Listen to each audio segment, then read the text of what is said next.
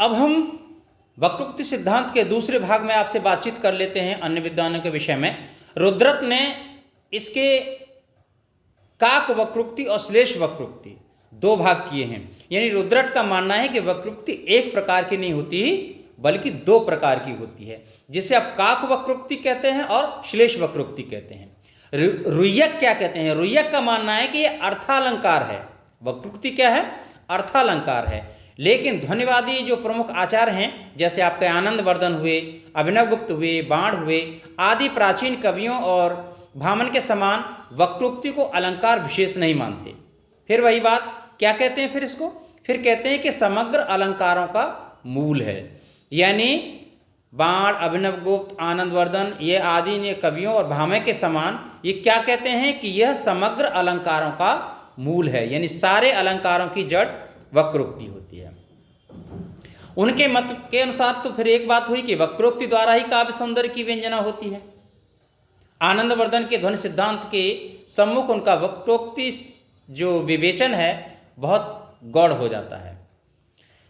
आचार्य कुंतक ने भामह और आनंदवर्धन द्वारा निर्देशित वक्रोक्ति के स्वरूप को ही ग्रहण करके काव्य के प्रधानभूत अंतरंग तत्व के रूप में प्रतिष्ठित किया।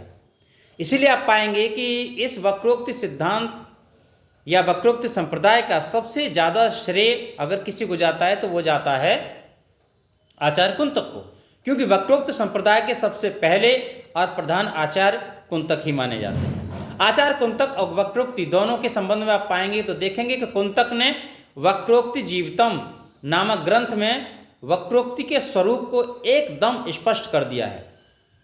वक्रोक्ति को वे कहते हैं कि वक्रोक्ति क्या है? वक्रोक्ति काव्य का प्राण है। जैसे प्राणों को निकाल दीजिए तो काव्य मर जाएगा, ऐसे ही वक्रोक्ति को हटा दीजिए तो काव्य जिंदा नहीं रह सकता। तो क्या कहते हैं वो? संस्कृत में कहते हैं कि वक्रोक्ति काव्य जीवितम, यानी वक्रोक्ति से ही काव्य जीवित रह सकता है। वक्रोक्ति का लक्षण इस प्रकार भी वो देते हैं कि वक्रोक्ति रेव वैदग्ध्य भंगी भणित रुच्यते, अर्थात वाग वैदग्ध्यपूर्ण वैचित्र उक्ति ही वक्रोक्ति है। अब हम देखें कि परिभाषा की व्याख्या के संबंध में स्वयं कुंतक ने वक्रोक्ति में तीन बातें जरूरी मानी हैं। कौन कौन सी? वो कहते हैं कि भाई वक्रोक्ति में तीन चीजें बहुत जरूरी होती हैं, ये ध्यान देने की बात है।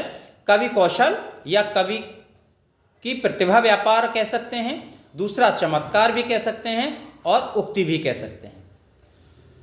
महिम भट्ट को देख लेते हैं। महिम भट्ट का वक्रोक्ति के विषय में मानना है कि वक्रोक्तिवादी आचार्य इस उक्ति वैचित्र को शब्दगत, अर्थगत और शब्दार्थ उभयगत मानते हैं। शब्द और अर्थ के वैचित्र के बिना काव्य के उद्देश्य आनंद का पूर्ण प्रसार नहीं हो सकता।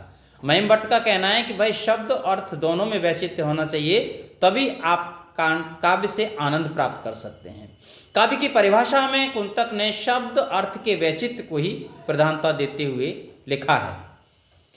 क्या लिखा है? बहुत स्पष्ट रूप से लिखा है। संस्कृत में वे कहते हैं शब्दार्थौ सहितौ वक्र कवि व्यापार शालिनी बंधे व्यवस्थितौ काव्यम तद्विदालाधकारिणी, अर्थात कवि के वक्र व्यापार से युक्त काव्य कोविदों को आह्लादित करने वाले व्यवस्थित रूप में नियोजित शब्द और अर्थ का सम्मिलित रूप ही काव्य है।